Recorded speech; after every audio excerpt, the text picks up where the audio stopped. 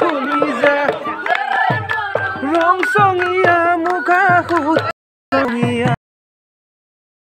আচলখন টানি টানি বান্ধি লোৱা